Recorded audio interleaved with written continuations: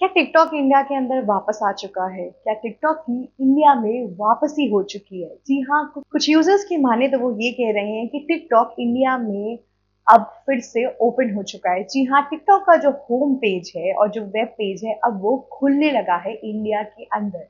खैर ये भी बहुत सारे लोग एक्सेस नहीं कर सकते हैं, पर फिर भी काफी हद तक लोग इसे एक्सेस कर सकते हैं।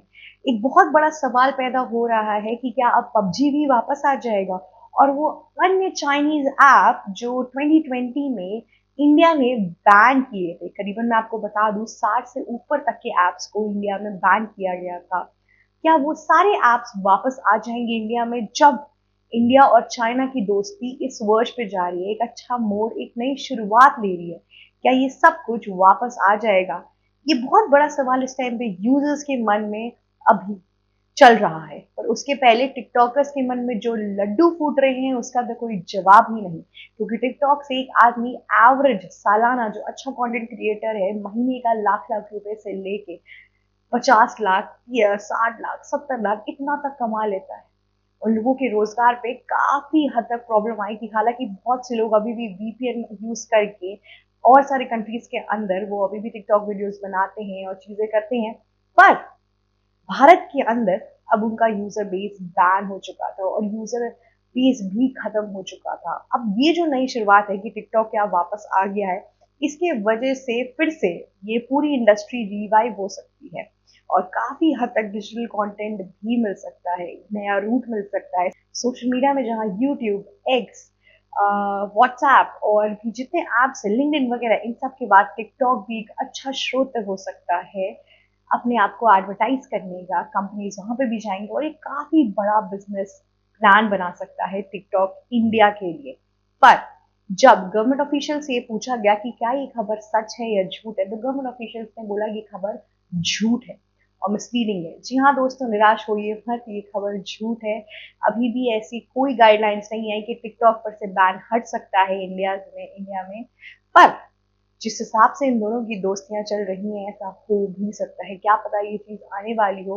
हालांकि 2020 में जब क्या कहते हैं गलवान घाटी में जो इंसिडेंट होने के बाद से ये जो बैन लगा था, इसका मेन जो कारण था जो इंडिया ने स्टेट किया था वो ये था कि इन सारे चाइनीज ऐप के थ्रू चाइना हमारा डेटा चोरी करता है। ये बहुत सीरियस थ्रेट है, ये बहुत सीरियस एक इशू है जिसपे काम करना इंडिया के लिए बहुत इंपॉर्टेंट था। तो ये सब को मद्देनजर रखते हुए हमारी सरकार जो भी डिसीजन लेगी वो काफी हमारी सिक्योरिटी रिलेटेड होगा, तो फिर इस पे उनको एक डिसीजन लेने देते हैं। तब तक के लिए आप होम पेज देख कर ही एंजॉय करिए।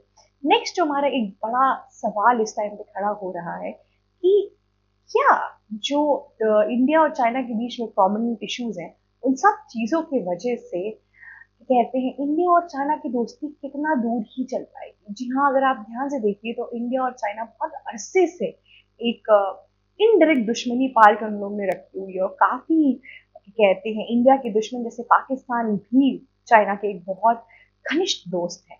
और जितने भी लोग एंटी इंडिया होते हैं वो प्रो चाइना होने लगते हैं। तो ये सब जो इश्यूज है, इनिशिएटिव्स और पॉलिसीज है, इन सब के अंदर जो डिसएग्रीमेंट्स है, इस पे इंडिया और चाइना कैसे बात करेंगे, इस पे इंडिया और चाइना कैसे एक सोल्यूशन लेकर आएंगे ताकि उनकी दोस्ती एक लॉन्ग स्टैंडिंग लॉन्ग रेस में दिखे। अब सबसे पहला इशू देखिए, मैं ये बताती हूँ आपको, ये है कि बॉर्डर टेंशन जो इंडिया और चाइना के बीच में है। जी हाँ, बॉर्डर की जो इशू है, इंडिया और चाइना के बीच में कोई एज सच डिवाइडेड रीजन नहीं है या फिर डिफाइंड रीजन या बॉर्डर नहीं है जो दोनों को अलग करता हो। बस एक LOC है जो कि है लाइन ऑफ कंट्रोल।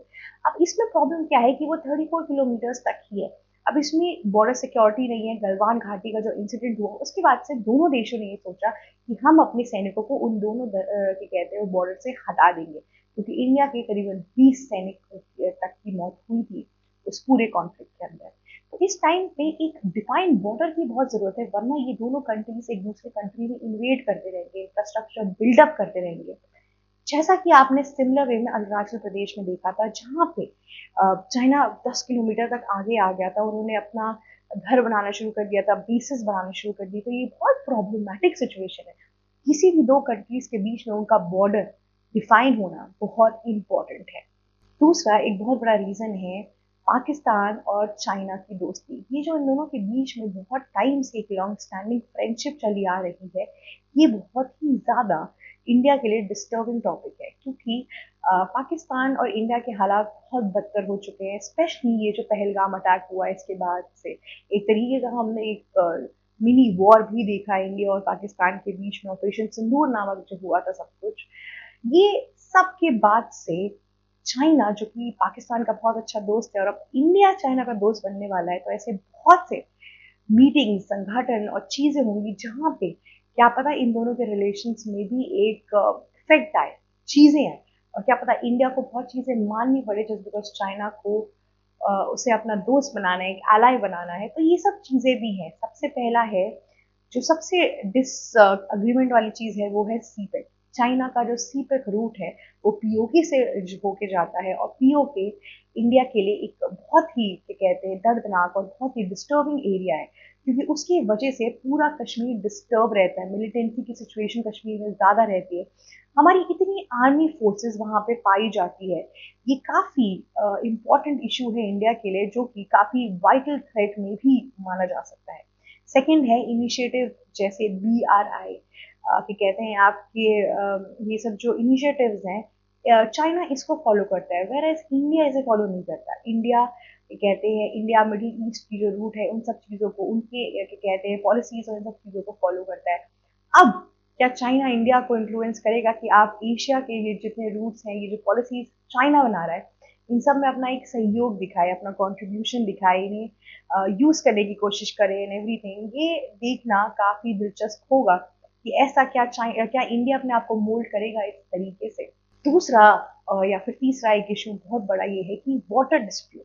जी हाँ, इंडिया और चाइना ब्रह्मपुत्र और सतलज रिवर एक साथ शेयर करते हैं। इसमें प्रॉब्लम क्या है कि अगर चाइना ने डिसाइड किया कि वो वाटर को डाइवर्ट कर देंगे या वहाँ पे डैम्स बना देंगे, तो उसकी वजह से इंडिया को काफी बड़ा वाटर थ्रेट हो सकता है। वाटर क्राइसिस भी हो सकती है, वाटर डिस्प्यूट की चांसेस तो हैं। इसमें इन दोनों देशों को बहुत कंसेंशुअली चीज़ों पे बात करनी पड़ेगी और कंसेंशुअली चीज़ों को सॉल्व आउट करना पड़ेगा। एक बॉर्डर लाइन जो है वो क्रिएट करनी पड़ेगी। उसके बाद से इंडिया का जो इंक्लाइनेशन और इंडिया की जो एलाइज है वो क्वाड है, G7 है, काफ़ी साउथ ईस्ट की चीज़ें हैं और ये सब कुछ है, ब्रिक्स वगैरह है। हालांकि ब्रिक्स चाइना और इंडिया कॉमनली शेयर करते हैं, पर इंडिया के एलाई पर चाइना के एलाइज ज़्यादा साउथ ईस्ट एशिया में है। बांग्लादेश, श्रीलंका, म्यांमार, पहले तक तो मालदीव्स भी था जहाँ पे उन्होंने जो अभी मिजुजू जो उनके नए प्रेसिडेंट बने हैं उनने अपना समर्थन चाइना की तरफ पहले दिखाया था और उन्होंने वो बैनर भी चलाया था, गो आउट इंडियंस, या फिर क्या कहते हैं गो आउट इंडिया। तो फिर ये वाला जो पूरा बैनर था, ये जो कैंपेन था, उन्होंने चलाया था। हाल फिलहाल में इंडिया और मालदीव्स के रिश्ते सुधर गए।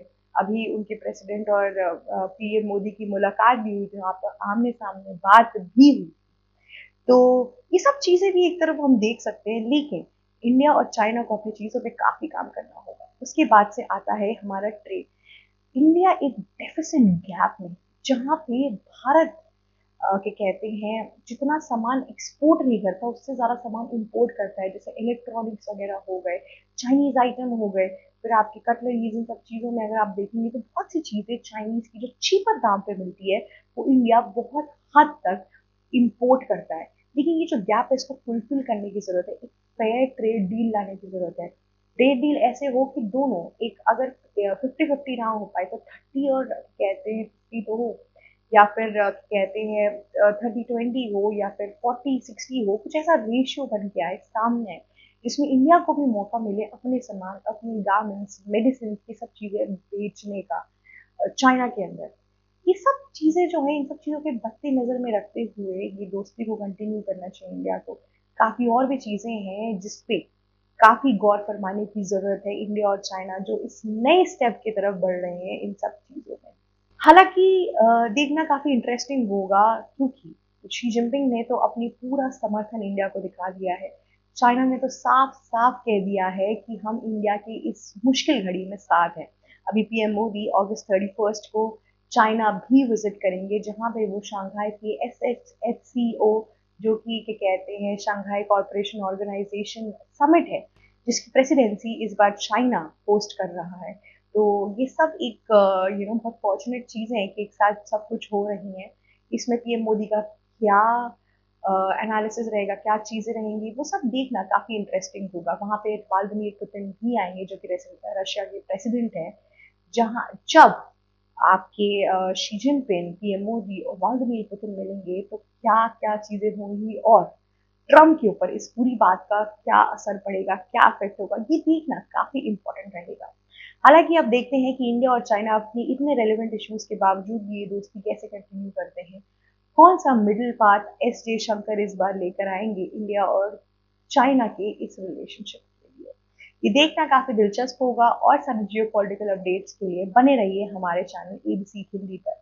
मेरा नाम शिव चित्रांशी है और आप देख रहे थे एबीसी हिंदी और हमें लाइक, शेयर, सब्सक्राइब, कमेंट करना ज़रूर याद रखिएगा। और जाते-जाते बेल आइकन हिट कर दीजिएगा ताकि आप वॉर की कोई भी खबर या जियोपॉलिटिकल कोई भी खबर आपके सिस्टम से या आपसे ना छूटे। Thank you so much for watching us. ABC Hindi news आज ही जुड़िए हर खबर के साथ।